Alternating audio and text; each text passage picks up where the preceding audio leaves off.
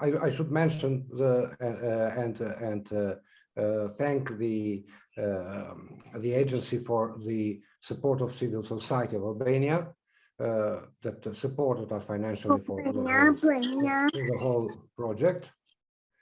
And then the second session was on site, was in Tirana at the Center for Openness and Dialogue. The topic was on European integration and regional integration. Now this last one will be again on is online, and the topic is on is the environment protection and youth activism. The environment protection is a major problem, a crucial problem for the whole planet. It is also for our countries. Why it is so and how it is, I will leave the floor to the two outstanding panelists that we have. One of them is Milica Damjanovic from Belgrade. She is an activist in the NGO March Sadrina, which means march over the Drina River. Am I right, Milica, in translation? Okay. She is one of the founders of the NGO Extension Rebellion and Movement in Serbia, which with non-violent means presses the government and decision makers about the issues of environment. She has a rich background of activism in movements of protest, in the media, and in teaching as well. The other panelist is Nicola Curia from Banja Luka. He is activist group coordinator of the NGO Center for Environment in this town, Banja Luka based NGO. His activism has started very early, since he was a student, and in students' organization, different issues, problems of the students, and in parallel also activism on environment protection. I will leave the floor first to Milica, then to Nicola, and then at the end we will have a session of questions and answers with the public. So please, Milica, the floor is yours. Thank you so much, and thank you so much for the invitation. And thank you everyone who is here. Actually, the participating in panels like this is very, very important for the activism of each individual country. And what we are always hoping with collaborating with different countries is to learn from each other and to understand how different countries are struggling and what are the good tactics and what are the bad tactics and experiences that we had, both good and bad. I thought because we are talking about environmentalism and youth, I thought maybe it would be best to talk about my personal experience and how I myself got involved in activism. So a bit about my background. I'm a master engineer in environmental protection in agriculture. And before that, I finished bachelor's in landscaping architecture, which is still something that I do. So basically in my core, I'm a gardener. And that's all I ever wanted to do. I never wanted to become an activist. This was not my goal not my personal goal and not my professional goal for sure. And I still don't do it as a profession. This is still occupying every day and pretty much every hour of my life. But this is not something I do professionally. This is out of necessity to fight against the extinction. I will share my screen on this and I will share a presentation. So if you can just maybe, Bashki, you can tell me if you see it. Well, I see something there, but maybe you have to connect with Aladdin, with Aldo OZ. He's our host. He can help you. I can see the screen sharing. Okay, Good. awesome, Good. awesome. Yeah. Okay, then just to be sure that I'm not the only person looking at my presentation. Okay, and I will maybe start more with the presentation. I will not start about what we can teach the young people. So I myself am in between generation. I turned 30 a few months ago, so I wouldn't consider myself very young, but I'm far from old. So I'm in between generation of the people who are taking over this planet and further destruction or further healing of the planet, depending on the way that things will go. But I'm definitely working with people much younger than me, and this is one of my friends and fellow activists during the protests against lithium mines in Serbia. And I think when we are talking about the young people and about the rebellion and about how young people are not activated enough, this is the picture that actually really shows what young people think about this, and how when you say young people are not involved, this is actually the image that comes to my mind. Yes, there's a lot of young people out there who are ready to start the rebellion and start the fight for their future, because this is what activism actually is, just a fight for our own futures and future of our children.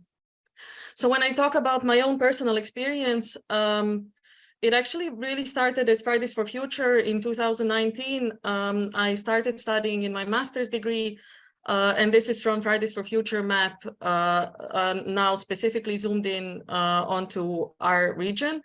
And what was happening is that we had this global climate protest, and I wanted to join it. I didn't want to organize it, but I did want to show up somewhere and show support to the younger generations, people in high school, show them support that I personally care about this. But when I opened this map, there were protests everywhere around Serbia. Like every single country, including Kosovo, was protesting. And Serbia was the only gray spot on this map. And I thought by the second protest, if that doesn't change, I will organize something myself. And I don't know how to organize protests. I'm a gardener. And that's what I do. And I chose gardening because you don't have to really work a lot with the people. So it's a really win-win profession for me. But the way that it worked out, I called my neighbor, and she was washing her windows. So she was like, "Oh, hi, how are you doing?" And I said, "Well, I think we should organize a climate protest in Belgrade, and I think we should start an environmental movement here, because people, although we did fight against a lot of different environmental problems, including hydropower plants and including, well, at that time, not lithium mines yet, but air pollution, we still didn't have anything that is talking about the climate change. And what I expected it to be when I talked to her, I expected it to be just myself in a park with maybe a few other people that I brought, including my dog because he's on the leash, and including, you know, my mom because she has to come to support me. But I expected there not to be a lot more to that. But what actually happened, I just made a Facebook event and I was like, okay, we're organizing a protest. And my mom did come. But then 100 young people showed up that I didn't know who they were. And they were mostly age 14 to 18. And actually my idea to open up a space for the young people together worked a lot better than I hoped, because then all of a sudden there we were in the park. And I was talking in front of a crowd of young people that are there, that were very, very much present and eager to do something. And when there was a small speech by myself and by a professor from physics university, from meteorology, and after that, a lot of people just came to me and they were like, okay, when are we doing the next protest? When are we coming out again? But I didn't have a plan for the next protest, so I thought it was a one-time thing. But after the 10th person asked me, I was like, well, just let's organize, let's regroup, and let's start a movement. And I think maybe we started doing these protests pretty much every week. And at some point, there were hundreds of young people in the street talking to adults and talking to the politicians about the environment and about the importance of solving climate crisis, and about the importance of not destroying our countries further. So it was very surprising to see that among the young people there's so much energy coming out, and to see how inspiring actually the young people are. And what I think is the biggest problem when it comes to a lot of movements is that the young people are excluded from this, and the young people think, oh well, they're too young, they don't know what they're talking about, but in fact young people are very much aware of the things that are happening. And that is the case in Serbia, and that is definitely the case in the neighboring countries and all over the world. So I think maybe when we are talking about engaging the young people, later when I went to different sites of this particular site is very close to Belgrade, and this is a nature reserve area. Well, it is a big natural area that was supposed to be turned into a construction site waste dump. So basically what the government thought would be the smartest thing to do is to have this beautiful nature area and then just cover it all in the construction site waste, and then to build, of course, buildings close to Belgrade and to build this business complex. But it was actually the young people that started the movement around stopping this construction site trucks, and children who were complaining about the environment around their neighborhood that is going to die, and about the birds that are going to die. So children were already aware of the problem. What they needed was adults who later supported them and created these movements. So I think what was needed to be done was to harvest that energy and to turn it into something productive, and that was what was done in the protests later. However, because that was in 2019, then the COVID came, and then a lot of young people went from the streets and from their schools and from this environment full of people. They went inside, and they went into this online space. So what we did then, in order to kind of still make activism available on the streets, was we created a series of these performances about the destruction of the planet everywhere.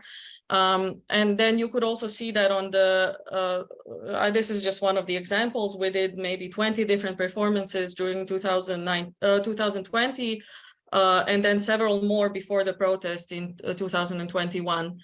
And what you can see is that actually, if you look at the children, they are very interested. But the biggest problem that we had, and the biggest problem that we normally have, is that oftentimes, even though children are interested, it is the parents who don't want to look them into these images, and who don't want to share this knowledge, and who don't want to have their kids worry about their future. So maybe this is one of the things that we need to understand what is happening in Serbia. And I can now only speak for Serbia because this is the country that I do understand where the problems for the youth comes from, and that is the problem of education, where children don't have access to information about the climate change and what is really happening and what their future will really be. And that is what makes a huge difference between movements in Serbia as opposed to somewhere in the Western Europe. But also at the same time, children know better how to use the resources such as the social media and where to look for these information. So maybe what we really would, what we need, and what we have been doing in the past year, is educating both children and their parents, and then also trying to get young people to speak up for their future, and trying to organize young people to speak up for their environment and the future of then their children. So I will go back to Jelena and to this amazing young girl who was one of the people who came to the first protest that I organized. And I think that actually she's the future, and I think that she's and people like this are the future generations that will actually give us a chance to do something positive. And then I will make a short introduction about her. I actually tried to get her engaged and to join us on this panel as well. Sadly, she couldn't make it. But Jelena was after the first protest, she was the one who took out her whole school outside for the next protest, together with the teachers and the professors and the principal. So then that moved to the next student, and that moved to the next student, and that is how the movement grew. And now, 4 years later, Jelena is now a student of chemistry, and she wants to also join the environmentalism and also develop different social tactics on how we fight the police. Then what we have in Serbia right now with the lithium mines, for example, for all of those people who are not informed, in Serbia, everything southern of Belgrade is designated by the government to be a potential mine. And this is what we have been fighting. And this is what is on this photo from 2 years ago. And the excuse for building these lithium mines is the electrical vehicles, so they say, and creating the greener future. But that means destruction of the biodiversity, and that means destruction of everything that is south of the city, basically excluding the third largest city, will be turned into a potential mine zone. And apart from that, every part of the river that we have, they also want to turn into resources for those mines. And this is what the young people today, and this is what all of the generations today should be fighting and are fighting, both in Serbia, but now we also see it in Germany. They have similar situation, and then in Romania they have similar situation. So I think I will maybe want to stop here for now, and then if people would. I wasn't really sure in which direction this should go and how much people are informed. So maybe it would be better to start with the questions and then have a bit more time to respond to these questions, if that's okay. Okay, thank you very much, Milica, for this significant tableau this intellectual landscape, how you described the phenomenon and all this movement. Now, before leaving the floor to Nicola, I would like to thank the ISEC, the International Association of Students for Economic Science and Commerce, who are our partners in this project. It's thanks to them that we have the public that following us now, and also for the dissemination that they have made in the previous sessions, and will do in this for this one by YouTube. It was followed by although in those who followed us online were tens of people like now. Afterwards, it was followed by thousands of people, each of the previous sessions. And it was not only in Albania, it is in the whole Western Balkans. And that's why the language of these panels is English.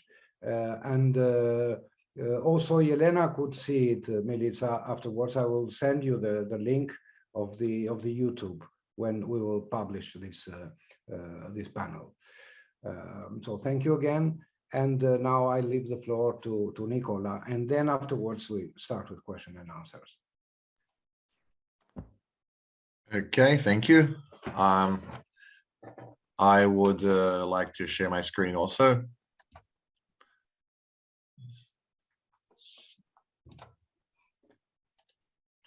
Can you see the presentation? Yes. Great. So, like you have already said, my name is Nikola Kurija from Banja Luka in Bosnia and Herzegovina, and I'm from the organization Center for Environment, or as we say, Centar za životnu sredinu. Before we begin about the work of the organization, just some short some information about Bosnia as a country. I mean, of course, you know where it is. I don't want to bother you with the details about the politics, but an important detail is about our government structure, because after the war, the country was divided in two entities, the Republika Srpska and the Federation of Bosnia and Herzegovina. And we have so many different layers of government and so many politicians in different cantons and districts, which makes our job a lot more difficult, because the organs, the ministries are always just playing catch with problems like, oh, that's not our jurisdiction, it's theirs, or it's not ours, it's theirs, and we just waste a lot of time looking for the people that are actually in charge of a certain aspect. So the organization is called Center for Environment. We are the members of Friends of the Earth in front of Bosnia and Herzegovina. I could say that we are the leading environmental NGO in Bosnia. Apart from the network Friends of the Earth, which is of course the most important one, we are members of local ones like EcoBih and Coalition for Rivers, but also international networks. We work in the whole country, not just locally in Banja Luka, but it's impossible to work in other regions without help from local organizations. So these are just some of our main partners from all over the country. The networking is very important, because I cannot come to your home and protect your backyard while you're just watching through the window. That's impossible. So these are some of the organizations from the whole country that we have a network of 40-something countries. The 40-something organizations. Sorry, these are just the most active. The organization was initially made in 1999 by students from the Faculty of Natural Sciences, Prirodno-matematički fakultet. At the time, they were called young researchers of Banja Luka, because they thought that they don't have enough practical studies and field work. But after some time, they noticed that the need for environmental activism. At the beginning, while they were still young, this is maybe the first bigger action, where they rented potted Christmas trees to our citizens of Banja Luka for like 10 euros. And after the holidays passed, if you bring back the tree to us, we go and plant the tree, to reforest a region without trees outside of town. And so you can see the ends, when they finished that action, that activity, they had a bit of fun. They costumed themselves in these Christmas trees, and the largest person was actually a lumberjack and chased them through the city streets. And the trees actually have some messages on the costumes, like "I want to live, save our forests," and similar to that. That's maybe a light-hearted, less serious type of activism, but very quickly there was a need for something a bit more serious. This picture is from 2005. There was an initiative to make a hydropower plant south of Banja Luka on the river Vrbas. That's actually a project from the 60s from Yugoslavia, but we had an earthquake in 1969, and the Yugoslav government said, okay, this is maybe a bit too risky for Banja Luka, because if a dam of that size would crack so close to the town, the whole town will be flooded. And they canceled the project in 1969, but in 2005, the new government of Republika Srpska, of our entity, they wanted to recycle the project, do it again. And like in a couple of days, we already had the 17,000 signatures, and I don't know how many hundred people on protests on the street at the time. We have to have in mind that this was a time before social media, before mobile phones. So it was like a really big success that early in the existence of the organization. Actually, the government tried to make this project again in 2017. That's actually the reason why I came into the organization. I saw a Facebook text, and I contacted the organization because I was then at university in my students organization. I asked, like, how can I help? And they needed signatures again. Then we went to some meetings, and we fought that battle and won again. And now the city assembly decided that there will be no more new hydropower plants or dams on the rivers in the Banja Luka municipality. So, like, fight for protection of rivers is a big part of what we do. Also, there was a Sutjeska campaign. Sutjeska is a national park in Bosnia and Herzegovina, the largest and the oldest national park. It's also famous for a big battle from World War II, and it has a lot of monuments from that period.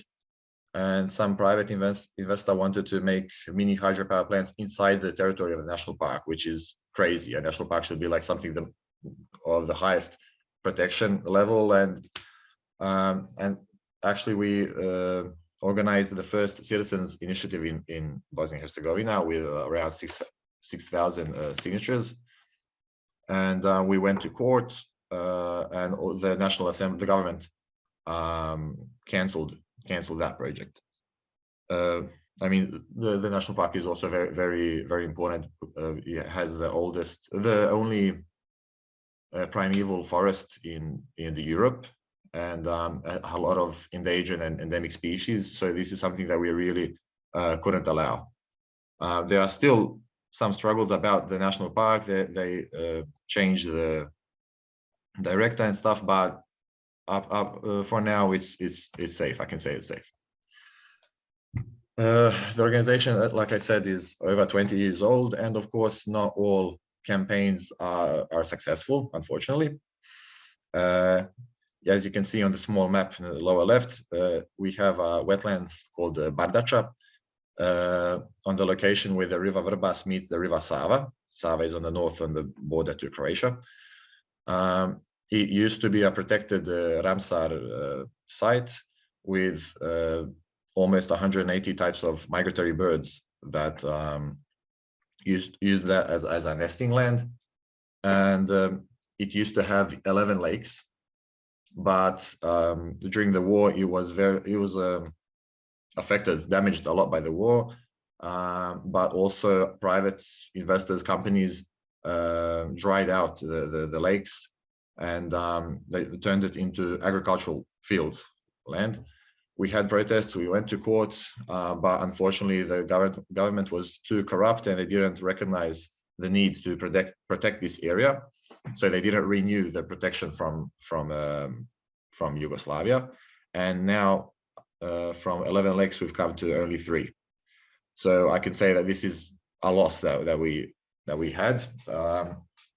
But we still didn't give up on Bardača. Every year on the 2nd of February, on World Wetlands Day, we have an exhibition, a photo exhibition about plant and animal species from wetlands, from marshes.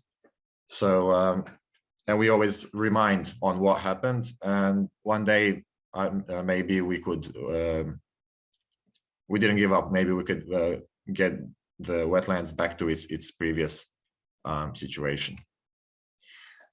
Like I mentioned, we have 3 main programs. One is energy and climate change. The second is biodiversity and natural natural areas, protected areas, sorry. And the third one is called transport. Transport mostly works on urban mobility, on cyclism, on the public transport, because many Balkan cities have the same problem. That their infrastructure is aimed mostly at cars, and they have bad public transport and maybe not non-existent bicycle infrastructure, which leads to citizens using cars for transportation, even like for small distances inside cities. And we all know about the air pollution problem, but that's not the only thing. The only problem about so many cars in a city. You have usurpation of public space. Of course, the health problems about that. And we even had really inefficient laws about cyclism. On the sign in the middle, you can see, ask me why I ride my bike without a helmet, because until we started the campaign, until 2017, it was obligatory for cyclists to have helmets all the time and yellow high visibility vests, which is idiotic. Nobody's going to use that, of course. And that made people like lose motivation to ride bikes, because they would get a fine if they didn't have the proper equipment. And after a lot of pressure on the government and some protests, finally those laws were changed. And on the far right, you can see an experiment that we did with 40 people, how much space they actually use in cars, in a bus, or on foot, or on bicycles. I would like to show a short clip that we made, like trying to help raising awareness about how important actually bicycle infrastructure is. Can everybody see the YouTube screen, or is it still in the presentation? I see only the pictures, the photos. Wait a second. Is it good now? Yes. Okay.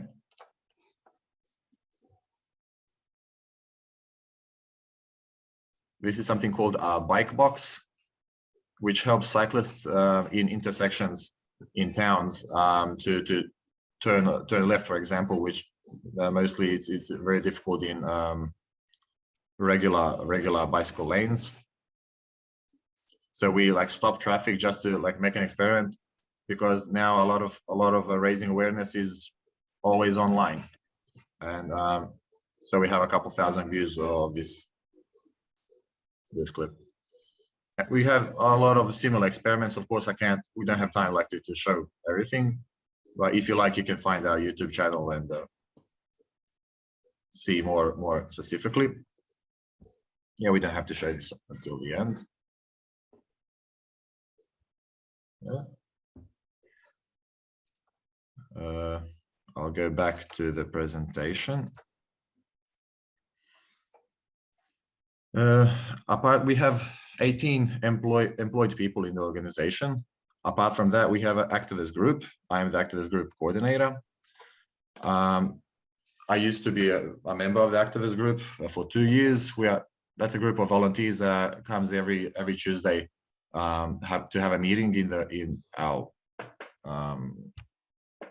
office, where they learn more specifically something about the topics that we do. And when there is a reason, we go outside on the street and have like some actions, protests, depending on the situation. This, for example, is like I'll call it a show about mini hydropower plants, and that's a problem that I think all of the Balkan countries are now having more and more. I'll later show a statistic about the hydropower. The country is like losing 2 million euros a year because of 120 small hydropower plants, it's not just an environmental problem, it's also an economic problem that people actually don't understand.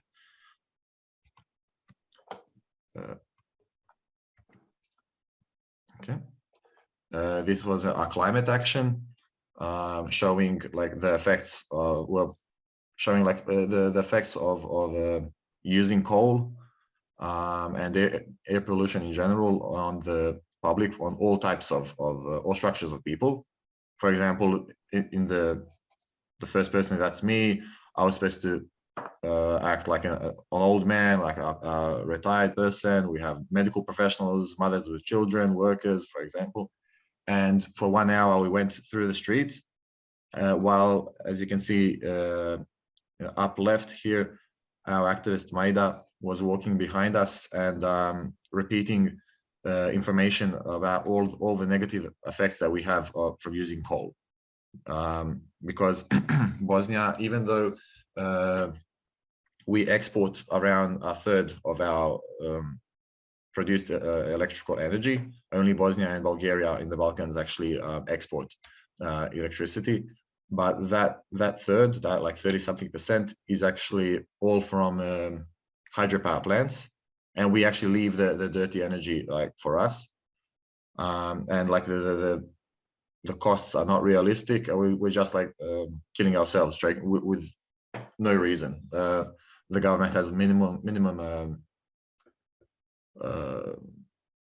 amount of money like investing in solar panels, for example, and then wind turbines, while we're still opening new blocks of thermal coal power plants. Like I said, the problem about mini hydropower plants, we have there used to be 300 planned power plants that were planned to be made. Luckily, we have some laws changed and no new ones can be made. Now we're going to have 120 and we're going to stay on that number. So here, for those who don't understand, it says 300 hydropower plants on 244 rivers in Bosnia. To who? Why? What's the point? And Milts also mentioned the influence of the COVID pandemic, and a lot of things had to go online. I personally think that my generation and younger are having bigger problems because of the online activism, because a lot of people think it's just enough to like, share, subscribe, and not actually come to our location or not actually like physically react to our problem that's going on. But we still use social media as a like to spread awareness. So we had a couple of comic strips to like in a different way, like to show a problem. So it doesn't have to be just like just a text, just some document. Like we show a bit a more colorful way to catch people's attention. Maybe you've heard that all McDonald's restaurants are being closed in Bosnia and Herzegovina. The one in Banja Luka was shut down in 2015. On the right side, you can see a hamburger that was bought in 2012, and it is still now in our office. It didn't rot, nothing happened to it. It looks the same as it was bought, like it was bought yesterday. So when it was its 10th birthday, you can see like a small birthday cake. We took the burger out to the streets to ask people what actually they think about this kind of food. Unfortunately, even though they know it's very unhealthy, even though they know the environmental problems with food like that, a lot of people still actually wanted for the restaurant to come back. So there was like a kind of a bad experience, actually. Oh yes, I have another clip that I wanted to show. Sorry. Like in general, we try to influence our politicians that are just promising all the time and never reacting. So we have a clip just for them. You can see the YouTube. Inspired by real events.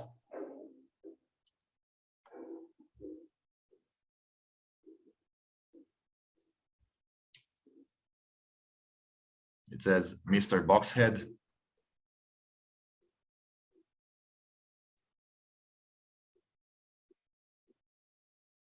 all these papers are representing like promises that we are getting from our politicians. And then are we actually going to do something?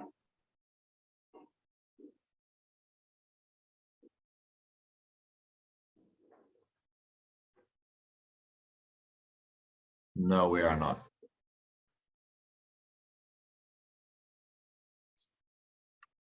This is, we wanted like to send a message, not just to the politicians, but to the public about the all the promises that we are getting from them, but nobody's actually reacting.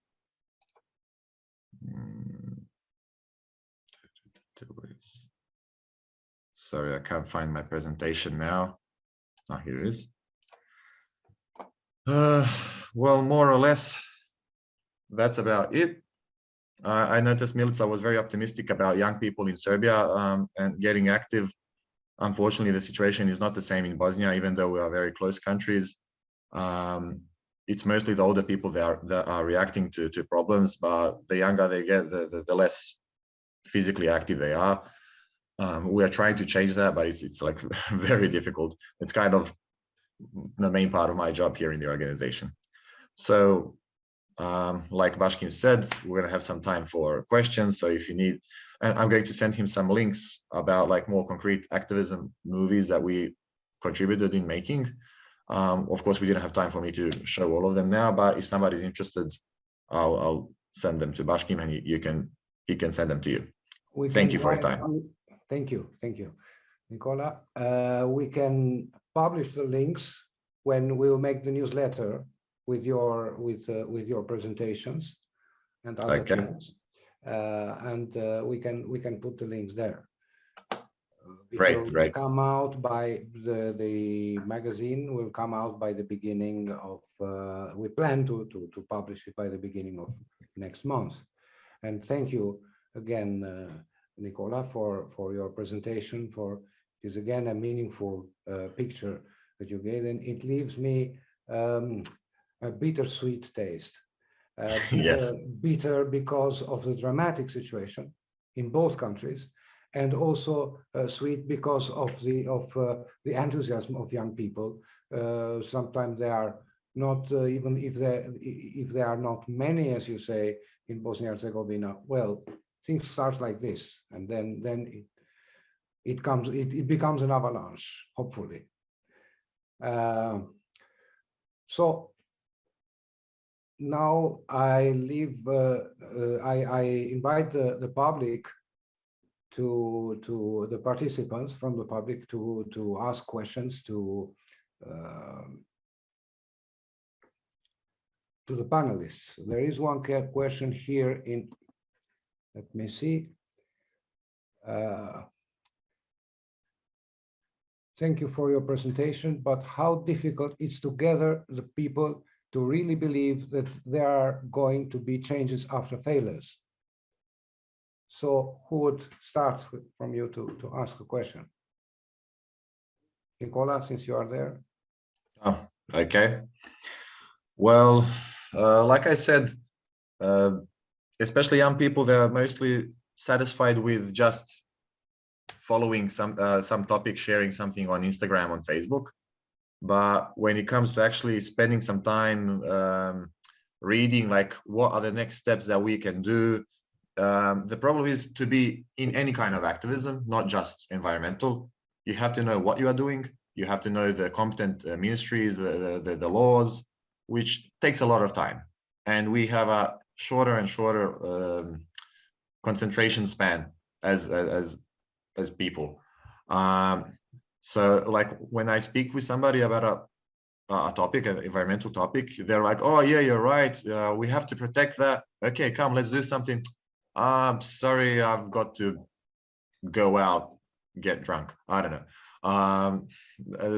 The people actually don't really want to sacrifice their time for a topic until it's already too late.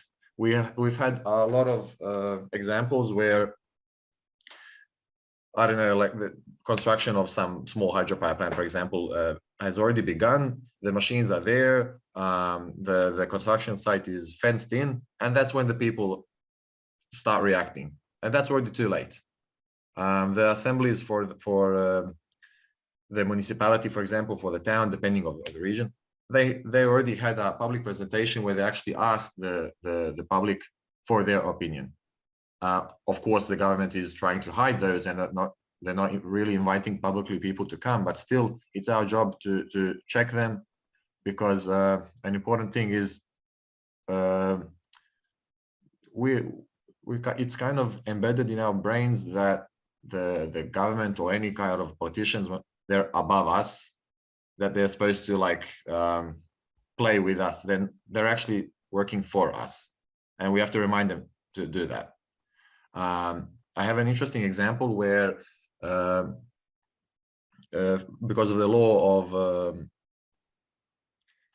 the public information, every citizen can ask from the government to give some information about a public project, because it's from taxpayers' money.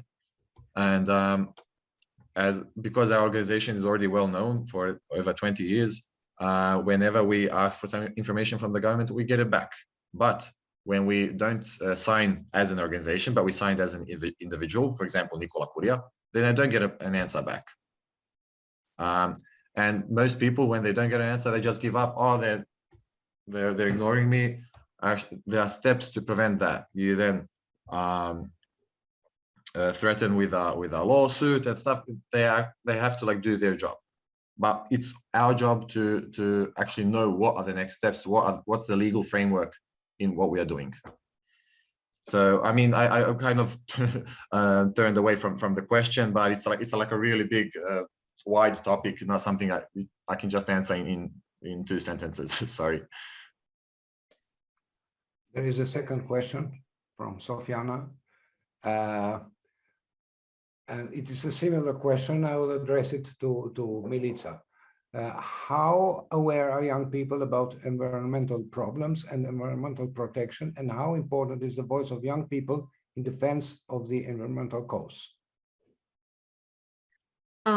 Thank you, Sofiana, for that question. I think, again, like Nicola said, that it's a really wide question. And honestly, I was a lot more pessimistic before I went into activism, about how aware the young people are, because people that the more we organized protests or actions, the more people showed up for these actions who are completely aware of the environmental problems. And I think the voices of the young people are, in fact, the most important voices, not maybe for the general public and maybe not for the politicians, but for the future of the planet. It's the most important that the young people are the ones who actually step up and defend their own future, because once we organized a very small protest, again, like I expected, maybe this is what Nicola said, that I'm more optimistic. I think maybe my expectations are none. So then I'm always surprised if there's more than me. So therefore, I am very optimistic in that way. But we went in front of the Brazilian embassy because I'm in Extinction Rebellion, and before that I was in Fridays for Future. Both are global movements, and I truly believe in solving local problems while being aware of the global problems, because by uniting all of these people who are fighting different governments and different tactics, because global corporations and governments are uniting all of their knowledge. So we as activists need to unite all of our knowledge. And then we went to in front of the Brazilian embassy when they started cutting down the forest in Brazil massively. That was 2 years ago. And the ambassador came out, which we didn't expect. But he came to talk to us in his friendly, diplomatic way. But after maybe 10 minutes, he said that he's 67, he doesn't have any children, he doesn't have grandchildren, he doesn't care what happens to the planet. So as far as he's concerned, cutting the forest is great. It will for his generation, but unless the young generation steps up and fights for their future, then he doesn't see a point of stopping now because they're already rich. They can also get richer. So I think, yeah, this is where we really need to step up as intergenerations, also older generations. However, maybe sometimes it feels a bit desperate because of the previous question, which is about all of the failures. But I think maybe, and maybe I can just add one more sentence there. I think maybe we didn't learn how to celebrate properly all of our successes. And once we are able to celebrate each success that we have, then we will not take it so hard when we have failures. And then maybe we can move to the next questions, because I think there is more questions coming up. Yeah, the next question from Ulka.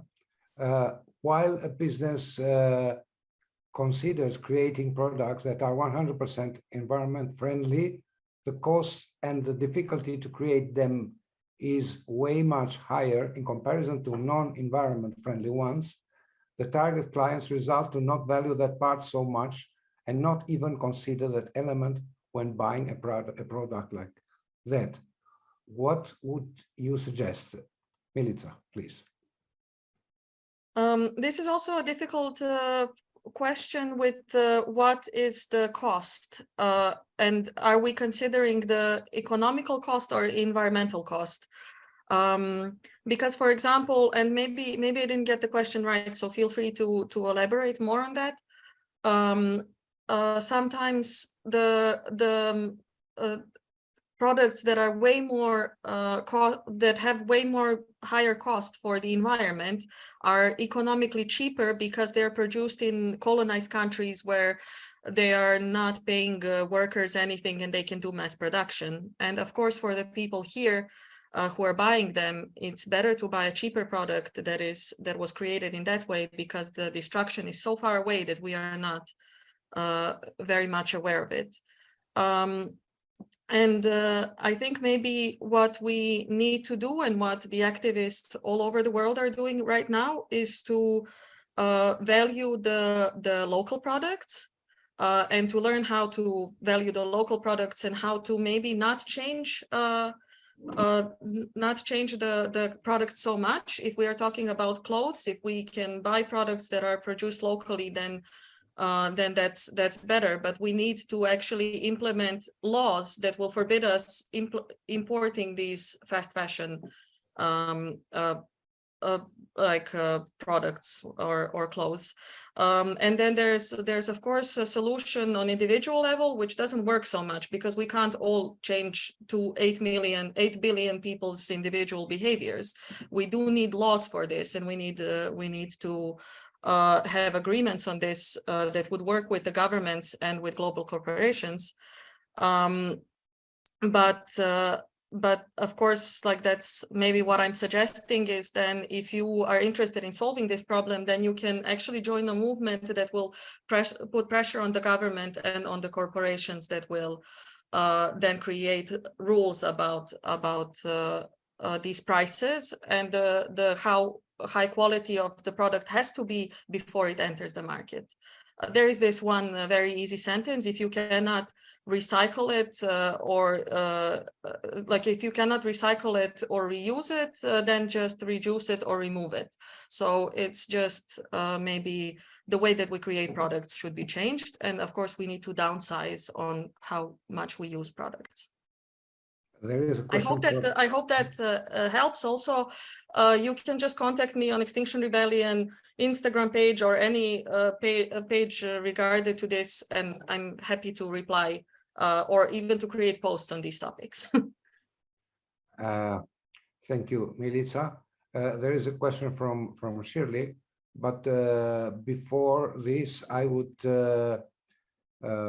refer to what Ulka says again. It's like a continuation of her previous question, and I will address to Nicola for this. For example, she says, notebooks and stationery industry. To create qualitative ones, the economic cost is higher. Again, what would you suggest, Nicola, for this?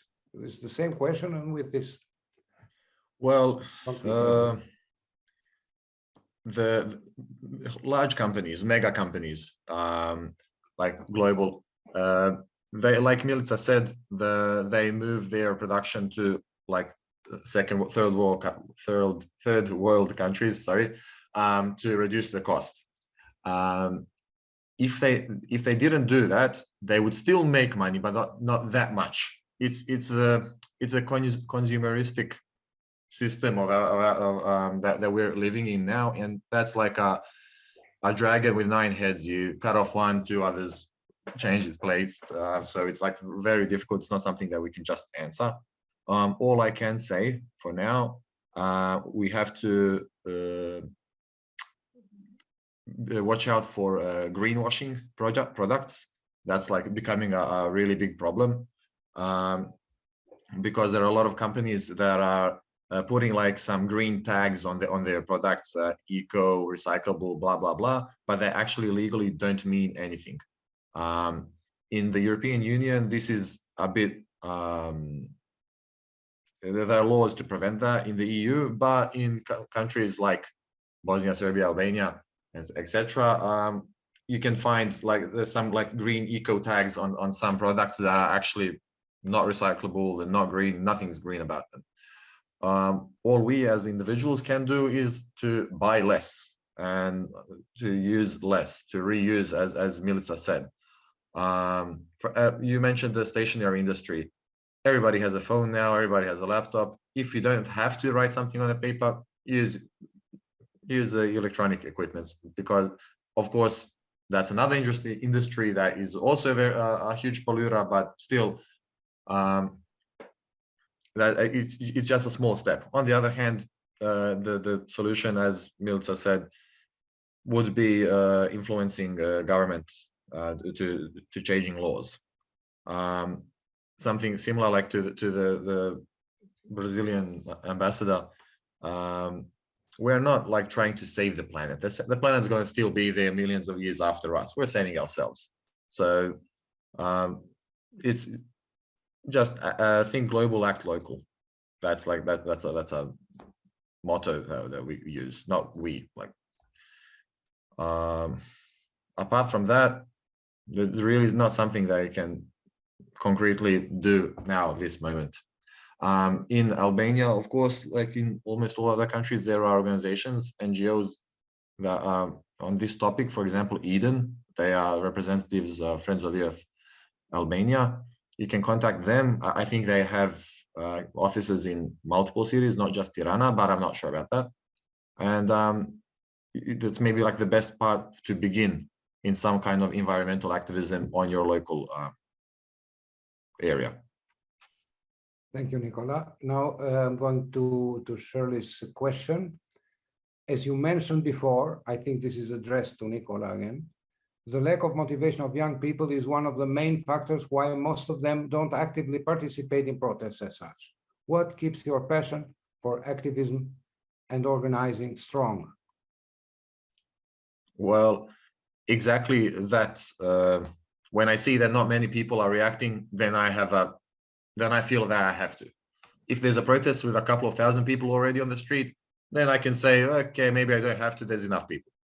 But now when I notice that not many people reacting, that it gives me an urge, like to participate, to react. It's an uphill battle, but I don't know what to say. I'm surrounded with the people that work with me. I'm surrounded with people that are very proactive, very motivated, and they are mostly older than I am, and they're a big motivation to me.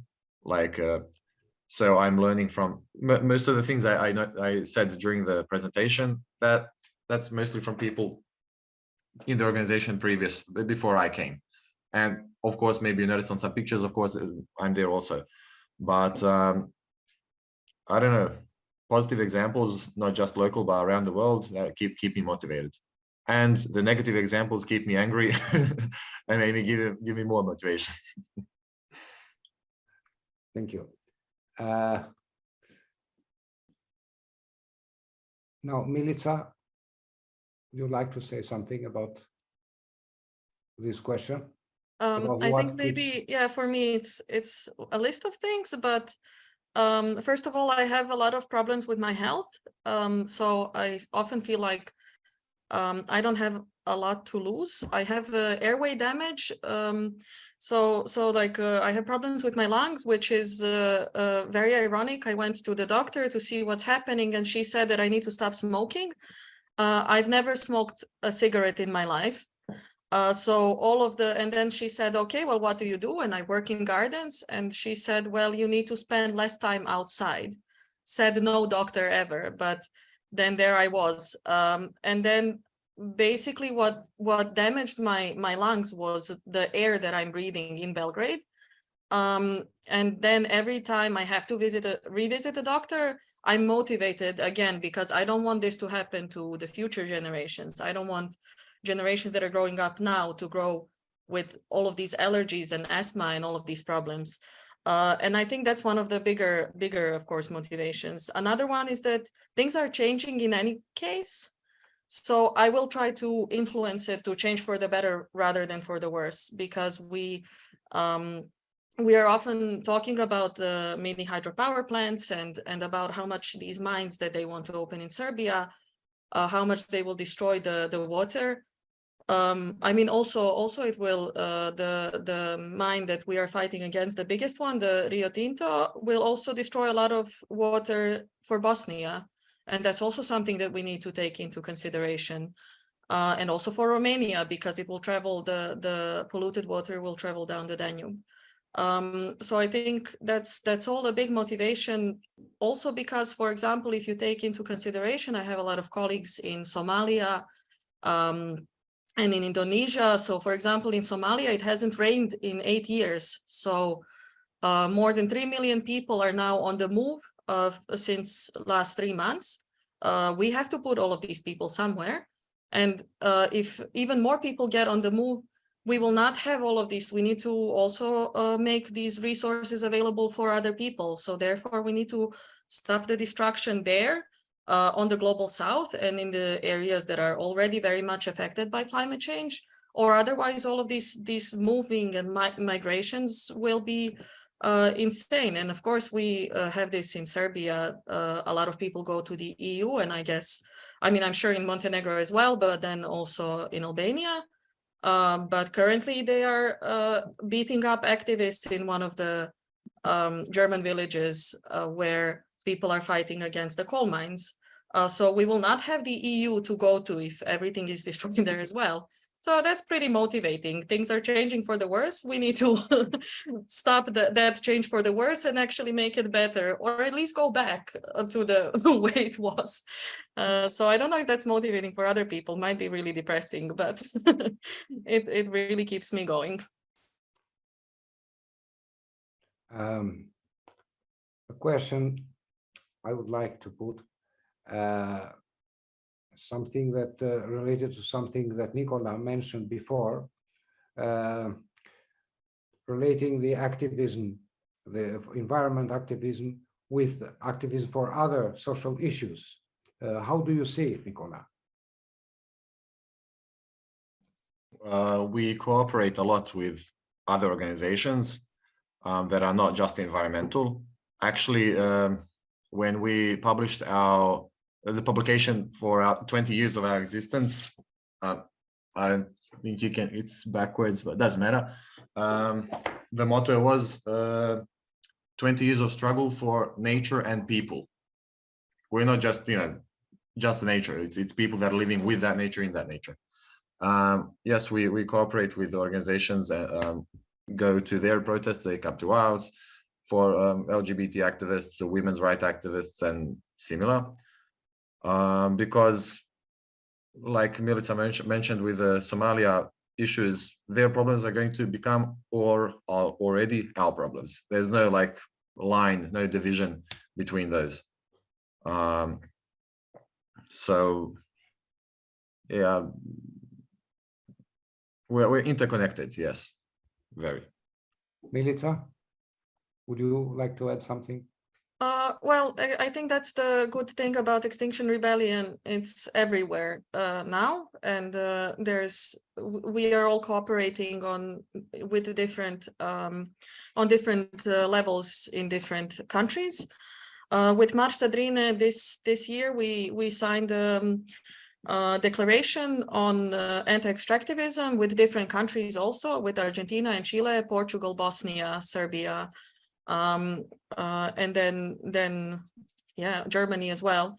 So this cooperation between the countries, it's also very important. I also wanted to actually tell Nicola, I do follow them, the Kritična masa Banja Luka, because I'm also in the Streets for Cyclists in Belgrade, and then I really love their critical mass and their creativity. So this is something that I really admire, and where the cooperation really comes in handy, and where we also draw a lot of inspiration in Serbia from their organization. Thank you, Milica. Any other question from the participants, from the public?